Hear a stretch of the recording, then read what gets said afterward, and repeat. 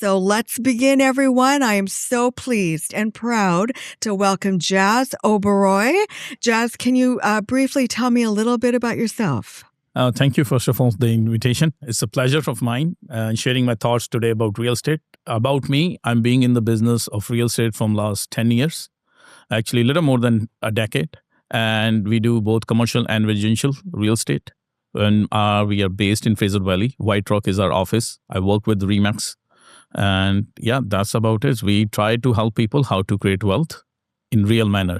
And that's what I'm hoping we can talk about today about it, to give it little more information about that site, how to create wealth. Yes. And, we're focused with you today on the real estate perspective. And of course, under the umbrella of creating wealth. And I want to understand your perspective on what separates a good buy from a good long-term asset in today's unpredictable market. Okay.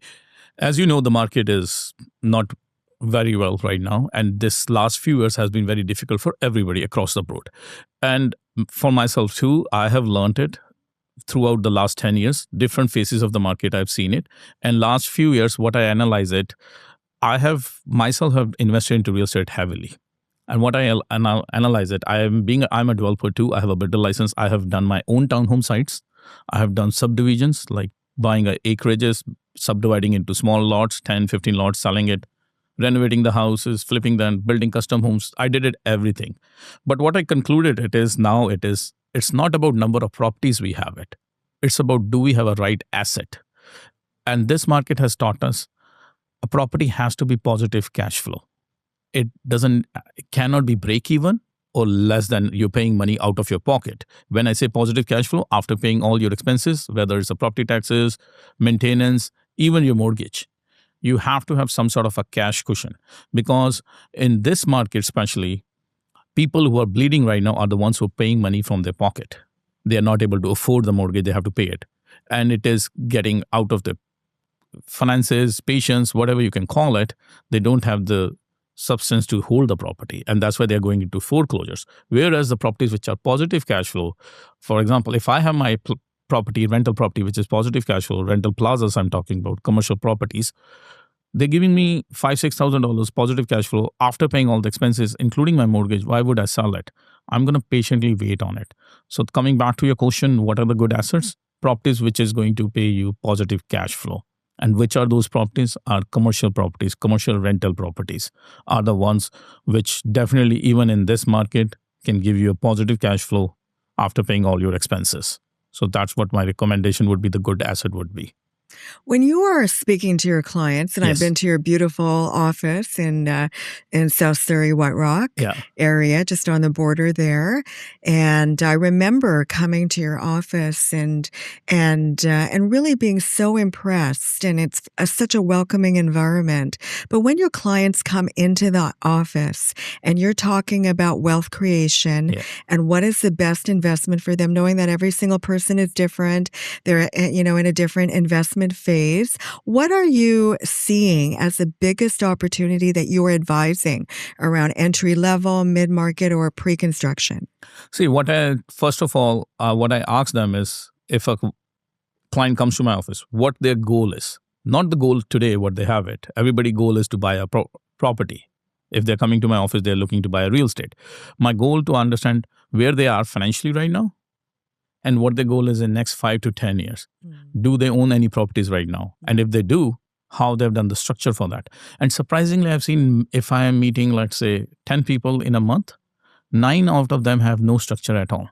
So my job is to educate them, like how I can do it, because I've done it many times on my own properties and helped hundreds of my clients doing the same thing. So I have to ask them, okay, you have to understand you cannot just buy rental properties under your personal name. That's a big no, because there's a tax liability custom. A lot of people don't know. And I'm talking about sophisticated clients who are making millions of dollars, who are doctor, dentist, professionals. But because they are so busy in their own regular work, they don't understand the real estate side of it. When I talk about wealth, it doesn't mean that you buy one asset, a property, and sit on it, and eventually it's going to go up, so that's your wealth. No. Do you have a system in place? Your structure has to be correct right from the beginning. Are you buying under incorporation? or you're buying it under your holding company, or you're buying under your personal name. Don't buy under your personal name. Even on your incorporation side, Anita, I've seen people, if they wanted to withdraw, let's say $500,000 or $1 million, they withdraw it from the corporate structure and directly transfer it into your personal account and buy it. There's a huge taxes on it because it's counted as an income. So those are the things which I have to sit down with them and telling them. Trust is the other side of it. People don't have trust will made on it, like financial trust I'm talking about. They feel like, okay, once I have 10, 20 million, 50 million worth of real estate, then I will do it. I don't need to do it now. No, they are wrong. They need to do it right in the beginning before they even buy their first property, because that's the foundation of your all the plan is. If you don't have a trust in place, tomorrow if something goes wrong with you, your health, or God forbid, you pass away, how are you going to send this property transfer to your next generation? When we talk about wealth, means it's created for generations, not for yourself only. You want it to pass on. And how is going to be? And they don't have the system in. So I tell them, okay, make a trust, have your accountant in place. All those things needs to be set it up. Only then we go and find you the property, because this could be on papers look a great asset. You're buying a property for 5 million, 10 million. You're having a good positive rental coming in. But when the time comes to pass on to the next generation, or you want to sell it, if the structure is not done properly, how are you going to pass it on? You will have a huge capital gain. And unfortunately, in our industry, there are not many people out there who are trying to educate client. So the education is very important, which I feel like is missing. People don't, first of all, they don't know themselves as realtors how to do it. Secondly, even if they they don't tell anybody. And I don't know the reason why it is not there out there. It is very important to get those things done. Then you find an asset. What kind of an asset you wanted it. If this is going to be right asset. Probably, see, if I'm in a developer side, right now people are bleeding. I'm a developer, full-time developer. It's a good asset for me to buy a development site. But maybe it's not a good asset for you because you're not a developer. You don't know what are the things needs to be done on that site. Just because on paper the property looks good, it's worth 10 million, today is selling it for 6 million. You said, oh, there's a $4 million reduction on the price, I should buy it. No. If you're not a good developer, you will be in the same position which the first developer was or the owner was. That's why you have to understand, you have to be full-time developer. If you wanted a passive income, you are a full-time into a different profession. Like you're a busy woman, you don't have a time for that. Okay, you want to buy, I'm not going to suggest you the development property. I'm going to suggest you a passive income property. Okay, either this is hands-off property, rental property, management is going to be placed, and the tenants are going to pay for the management also. Everything is going to be done. All you have to worry about is down payment. That's it. Once that is sorted, you don't have to look into it. And trust me, a lot of people don't even know that side. Once they get through the process, they ask me also, Jas, it sounds too good to be true that I can have a rental property with hands off. I said, no, you can. So that's what I'm saying. It depends on what's the stage of the client is, what they wanted it.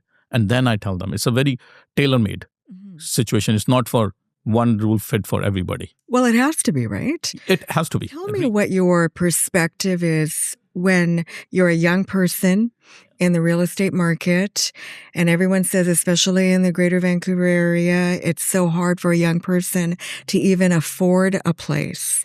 But say, for example, they're a young person or a young couple, what is your advice about thinking differently? Should it be about creating wealth, or should it be about just owning a home?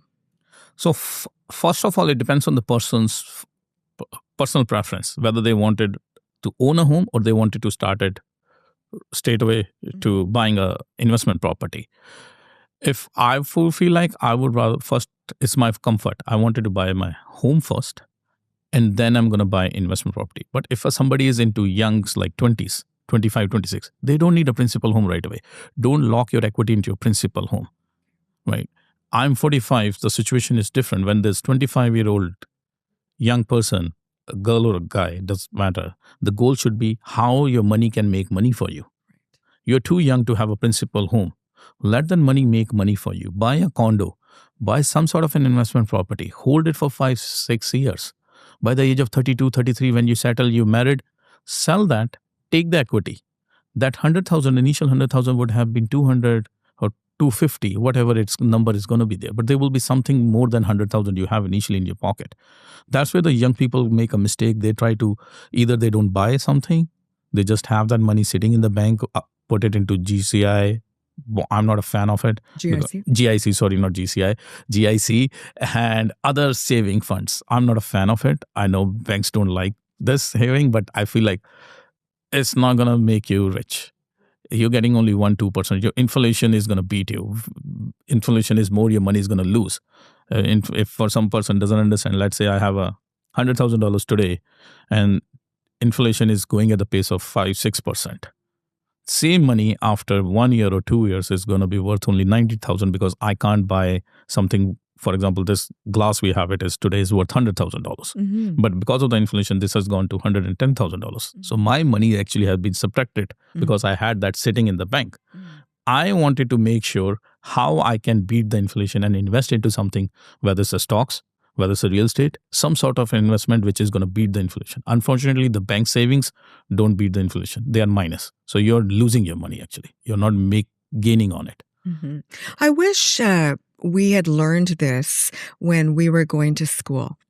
And I think especially the whole teaching of financial curriculum is lost in today's educational environment. Yes. How important do you think that is? It is very important. I was actually talking to somebody outside too. When I came to this country, 2008, on a worker visa, everybody told me how to make money. Work hard and make money. But nobody teaches you what after you make money. Like, okay, that time maybe $100,000 was a substantial amount of money. In today's day and age, $1 million, let's say. Yes, work hard, put your head down to make first million. But after that, how that 1 million can work for you, not you working for another money. That's the unfortunate part. Nobody tells you how to create your wealth.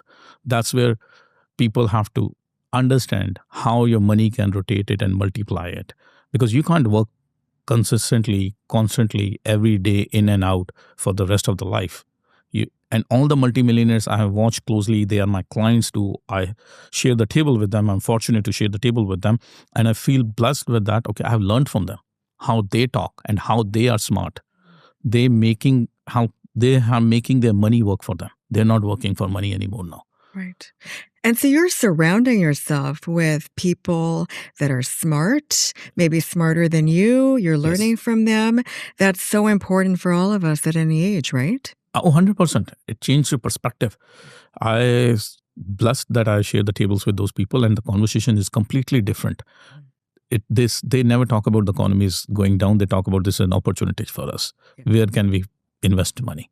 Yes. So we can make more. My final question to you is, this is a very difficult economic environment and taxation continues to be on the rise. And so here you are, we're focused on wealth creation, wherever anyone is at that specific stage, right. Whether it's the beginning phase or the mature phase. But when you're talking about tax shelters and when you're making money, like how can you make sure that not all of your money goes towards taxes? That's where your strategy, the corporate tax structure has to be in place. Mm-hmm. How you can borrow the money from your operating company and put it into your holding company and how you can divide the properties, like dividing it. If I have to break it down, let's say I'm the self-employed person, or example is my real estate. My all revenues come from real estate. I don't take out the money from my real estate to buy a property. No, I have my holding company who is a shareholder of my operating company, which is my real estate company. Then I give an interrelated dividend. So whatever the money I need to take it out, $500,000, $1 million, I just interrelated with the dividend. It's zero tax on it. There's no tax. So this is very smart. You're working so hard for making that $1 million, but you lose in the process because you're paying everything to CRA. CRA loves you, by the way, because you're taking the money under your personal name and that is going to be taxed for 40% or 43%. So there's a lot of ways how you can sit to your accountant, get your structure done properly.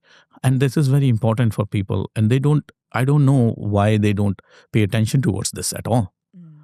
They just think, okay, let's buy a property and put it under your personal name and borrow the money from your operating company just under your personal name. No. Mm. Mm. I am so pleased to be speaking with you. And I know that there's so many different gold nuggets. I've even learned about them today as well. Okay. And I sincerely appreciate you, Jas. And of course, I've known you over my period as the former president of the Surrey Board of Trade. And I know that you're really focused on a variety of portfolios to ensure wealth creation for your clients at whatever stage that they may be at. Do you have any closing comments for anyone at any stage on, how to really ensure that they are looking at their portfolios differently? What's the mix that they should be looking at in addition to real estate? See, they could mix it, put it S&P too. Okay, if somebody wants to invest into share market, they can do it that side too. It doesn't need to be put all your eggs in one basket. Diversify your portfolio. Some in stocks, some in real estate. And when you're buying a real estate, again, coming back to it, buying something which is going to create wealth, which is going to easily pass on to the new generation. This Gen Z, or I don't know, my kids are even not Gen Z, they're new now generation. It is, I know my son is not going to take the same amount of stress I'm taking it right now. And I don't want to pass on the wealth to them, which will give them the stress. Example is a residential house where the tenant is calling at 11 o'clock at night saying, hey, by the way, my toilet is broken, come and fix it. I have to buy this kind of asset which is hand-free so I can easily pass on to my new generation, next generation, who can manage it. You don't want to give them the asset in your mind. It's an asset. It's basically a liability for them. They're not going to take that amount of stress what we've been taking it as an immigrants coming here, or first generation of me. I call myself as a first generation in Canada. My next generation is not going to take that amount of stress. They will say, no, this is liability. So be very strategic about it. What kind of assets you're buying it and what are easy for your children to handle it, not you, because you have lived your life almost half of it, right? So you need to be very strategic about those things. Thank you so much, Jas. Everyone, this is Jas Oberoi, and he is elevating the standard of real estate in such a way where we can create wealth. I'm Anita Huberman, and I'm here for Icons Media to ensure that we're focused on real estate, real wealth, real future. Thank you so much, Jas. Thank you, Anita. Thank you for the opportunity. Thanks a lot.